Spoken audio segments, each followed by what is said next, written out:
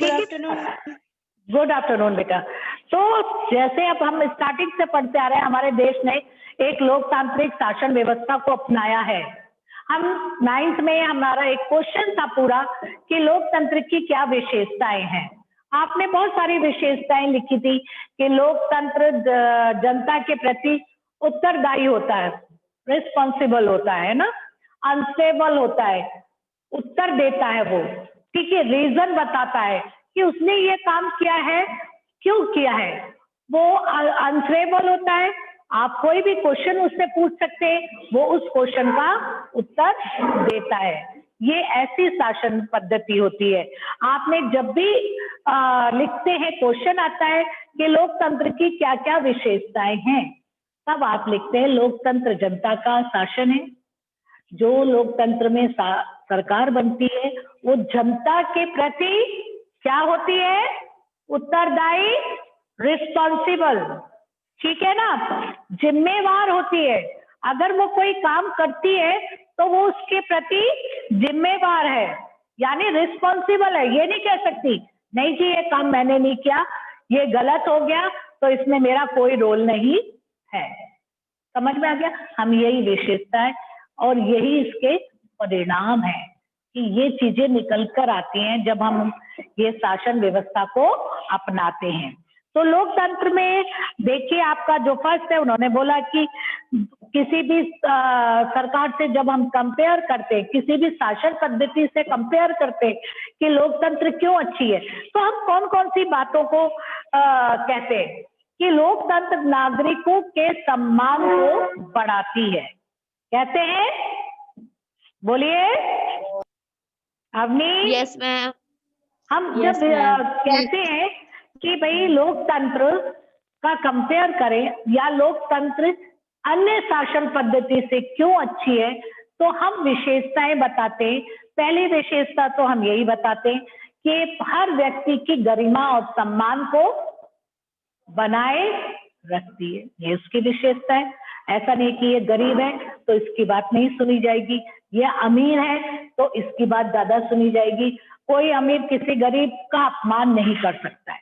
लोकतंत्र की सबसे बड़ी विशेषता है हर व्यक्ति का सम्मान होता है। दूसरी बात हम कहते हैं कि लोकतंत्र समानता को बढ़ावा देती है और कोई शासन पद्धति समानता को बढ़ावा नहीं देती है, लेकिन लोकतंत्र जो है वो समानता को बढ़ावा देती है। चाहे वो किसी भी जाति का हो, चाहे किसी भी धर्म का हो, सबको जो शासन है वो एक ही दृष्टि से देखता है। ऐसा नहीं है कि वो उसमें भेदभाव करे। क्लियर? यही कहते हो? बोलिए। Yes ma'am. Yes ma'am. हाँ, तीसरी बात हम कहते हैं कि इसमें जो निर्णय लिए जाते, जो डिसीजन लिए जाते, वो कोई एक व्यक्ति नहीं लेता है, सब मिलकर बैठते, उस डिसीजन पर, उस फैसले पर बहस होती है, उसके लाभ और हानि दोनों पर विचार किया जाता है और ये देखा जाता है जो ये हम फैसला ले रहे हैं कहीं इससे जनता को तो नुकसान नहीं होगा। तो हम कह सकते हैं कि इस शासन पद्धति में फैसले कैसे लिए जाते हैं, बेहतर, अच्छी तरीके से लिए जाते हैं।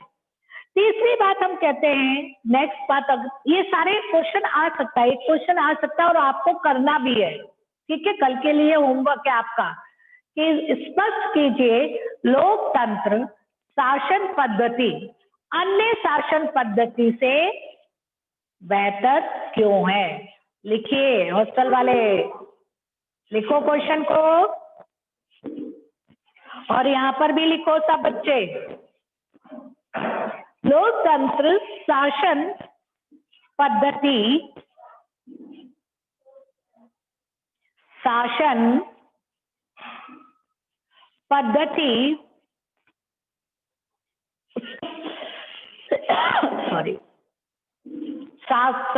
पद्धति अन्य शासन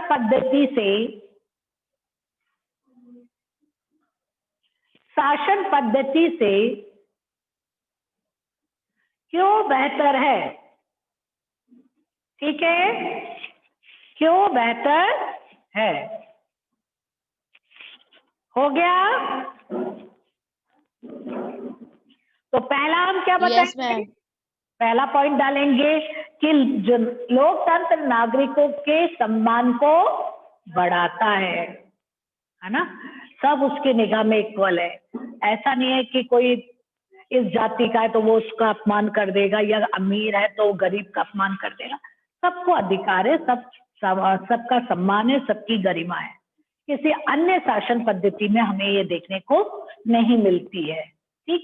दूसरी बात, हम समानता का अधिकार कह सकते हैं कि सबको समानता, लोकतंत्र में समानता को बढ़ावा मिलता है। यहाँ पे सभी इक्वल है, कोई भी जाति, कोई भी धर्म, किसी भी स्टेटस का है, सभी को बराबर, सभी के लिए कानून नियम एक जैसे हैं। अलग नहीं है कि हिंदुओं के लिए अलग है, मुसलमानों के लिए अलग है, अमीर के लिए अलग है, गरीब के लिए अलग है। तो सभी के लिए एक जैसे क्या है? कानून है। तो हम कह सकते हैं लोकतंत्र नागरिकों में समानता को बढ़ाता है, अन्य शासन पद्धतियां नहीं बढ़ाती हैं। तीसरा, लोकतंत्र में जो फैसले लिए जाते हैं वो बेहतरी के वो सोच कर लिए जाते हैं, क्योंकि यहाँ पे जो फैसले होते हैं वो किसी एक व्यक्ति की विचार पर निर्भर नहीं करते। जो भी निर्णय या फैसला लिया जाता है बच्चों, वो संसद में लिया जाता है, उस पर विचार होता है, विमर्श होता है, बहस होती है, उसकी हानि और लाभ दोनों को अच्छी तरीके से परख कर तब फैसला लिया जाता है। तो इसलिए हम कह सकते हैं कि लोकतंत्र के जो फैसले हैं अन्य शासन पद्धति के फैसलों से ज्यादा अच्छे और बेहतर होते हैं। क्लियर बच्चों? बोलिए। Yes ma'am. चौथा है, टकरावों को टालने और संभालने का तरीका देता है। लोकतंत्र में जो टकराव है, टकराव किसके मध्य होते हैं? बताइए, किसके मध्य होते हैं? झगड़े किसके बीच में होते हैं? पार्टी। हाँ मैम विपक्ष, मैम पार्टी के बीच में। पार्टी की तो बात छोड़ दो, आम सरकार लोगों और के, नागरिकों के। और बोलो। जनता के बीच में। तो स्तर की सरकारों के बीच में। राज्य और और राज्य के बीच में। सामाजिक समूहों के बीच में। सामाजिक समूहों के बीच में। सही चीज क्या है? सामाजिक समूहों के बीच में। जो सामाजिक समूह है, विभिन्न जाति हैं, विभिन्न धर्म के लोग हैं, उनके बीच में अक्सर झगड़े होते रहते हैं। तो लोकतंत्र ऐसी शासन पद्धति है जो इन झगड़ों के, इन टकरावों की संभावनाओं को कम करती है। कैसे करती है बताओ? आपने चैप्टर पढ़ा है, बोलिए कैसे इन टकरावों को कम करती है? आपका फर्स्ट चैप्टर ही है, बोलिए। पढ़ा था आपने, सत्ता की साझेदारी।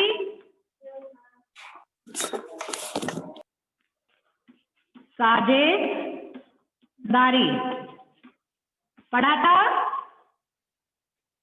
तो लोकतंत्र में जितने सामाजिक समूह है ना, हमारे देश में विभिन्न प्रकार के सामाजिक समूह है, विभिन्न प्रकार की भाषा है, विभिन्न प्रकार के खान पान है, हर चीज अलग अलग है, विविधता से भरा हुआ है भारत।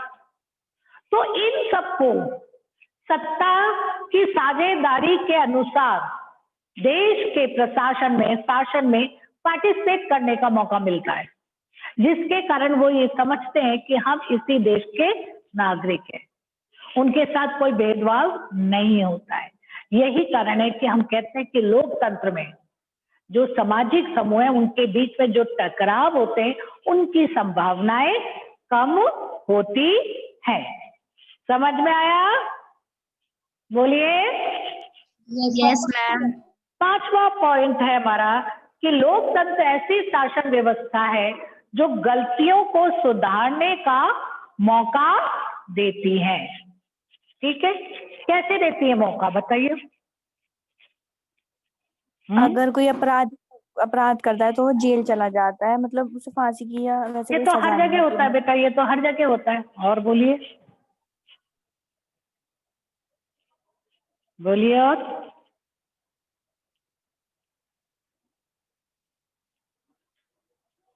मैम जैसे किसी ने शासन बेकार करा, मैम जैसे कोई प्रधानमंत्री बना तो मैम उसने जैसे अच्छा काम नहीं करा तो फिर ऐसे मतलब दूसरा Good. चांस दिया जाएगा।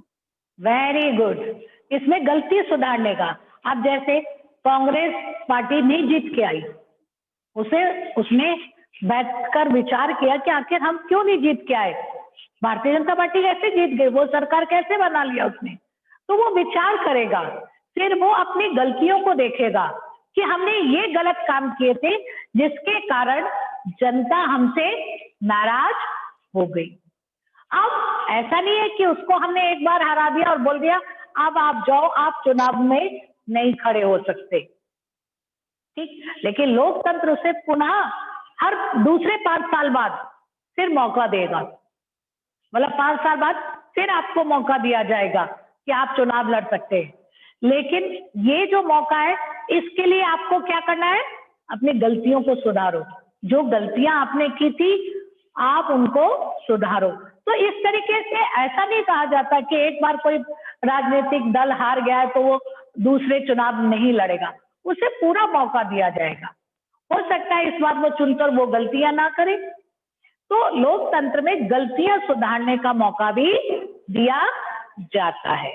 तो ये आपका क्वेश्चन तैयार हो गया बच्चों, बोलिए। हाँ यस बोलिए। मैम। ठीक है, नेक्स्ट क्वेश्चन है हमारा, नेक्स्ट है हमारा कि 3 शब्द आप सुनेंगे लोकतंत्र के लिए। जब भी हम प्रयुक्त करते हैं तो 3 शब्द प्रयुक्त करते हैं। एक है उत्तरदायी, उत्तरदायी। दूसरा है जिम्मेवार। मैम आपकी वीडियो पॉज हो गई। मैम आपकी वीडियो और वॉइस दोनों स्टॉप हो गए। ऑफ हो गई मेरी वीडियो? अच्छा अच्छा, अब सही है? ठीक है, अब सही है बच्चों, बोलो हेलो हेलो। आ गया। ठीक है बच्चों, कोई परेशानी की बात नहीं है, वो बीच में नेट चला गया था, ठीक है ना? अब तो आ रहे हैं, ठीक बेटा? Yes ma'am. Yes ma'am. तो हमें 3 शब्द सुनने को मिलते हैं, उत्तरदायी, जिम्मेवार और तीसरा है हमारा वैध शासन। क्या है हमारा? वैध शासन। ठीक, ये 3 शब्दों का प्रयोग करते हैं हम। जब हम लोकतंत्र शासन पद्धति अपनाते हैं तो ये 3 परिणाम निकल कर आते हैं हमारे। ये 3 चीजें हमें लोकतंत्र सरकार प्रदान करती है। पहली क्या चीज देती है? उत्तरदायी। दूसरी बात क्या देती है? जिम्मेवार है। तीसरी क्या है? वैध शासन। ठीक है, अब हम कहते हैं उत्तरदायी कैसे है। लोकतंत्र में जो भी कार्य करती है सरकार, वो ये नहीं कहती अगर गलत होने पर कि ये कार्य मेरे द्वारा नहीं किया गया है, उसे उसके कह सकते हो उसको उसका रिस्पॉन्सिबल माना जाएगा, उसको उसका उत्तरदायित्व लेना पड़ेगा और उसका परिणाम भी उसे भुगतना पड़ेगा। परिणाम क्या होगा? हम इलेक्शन में उसको नहीं जीतने देंगे, यही तो करेंगे हम, बोलिए। हाँ यस मैम। Yes ma'am. करेंगे हम। अगर वो कोई भी सरकार, अब जैसे ये सरकार है, प्रधानमंत्री कोई भी नियम कानून बनाता है और उसका असर गलत होता है, ठीक है, तो इसमें इनका जो दल है ये नहीं कह देगा कि भाई मैं रिस्पॉन्सिबल नहीं हूं, मेरे प्रधानमंत्री मोदी जी ने किया था। ये जो रिस्पॉन्सिबिलिटी है वो पूरे दल को माननी पड़ेगी, ठीक है ना? ये नहीं कहा जा सकता कि केवल मोदी जी ने ये काम किया था, ये कहा जाएगा कि इस दल ने, इस सरकार ने, बीजेपी सरकार ने ये गलत कार्य किया, वो उसके लिए रिस्पॉन्सिबल है। समझ में आ गई बात? ये इसलिए हम कहते हैं कि जो भी सरकार बनती है लोकतंत्र में, वो जनता के प्रति उत्तरदायी होती है, ठीक है, उत्तर देती है। हम पूछ सकते हैं आपने ये कार्य किया, अब जैसे नोटबंदी किया, अगर नोटबंदी तो सफल रही, कोई ऐसा उससे नुकसान नहीं हुआ, और अगर नोटबंदी का परिणाम गलत होता, हमारी अर्थव्यवस्था खराब हो जाती, हमारे पे देश में आर्थिक मंदी आ जाती, तो हम उससे क्वेश्चन पूछ सकते थे, हम उससे कह सकते थे उत्तर दीजिए आपकी सरकार ने, हम ये नहीं, और ना ही वो दल ये कहेगा कि ये निर्णय मेरा नहीं था, मोदी जी का था। हम पूरी सरकार से, जो सरकार बनी है उससे कहेंगे आप उत्तर दीजिए आपने ये कार्य कैसे किया।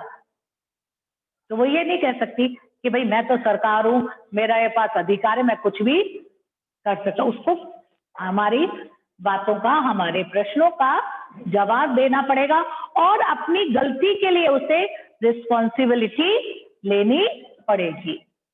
तो ये लोकतंत्र का परिणाम है। दूसरा है जिम्मेवार।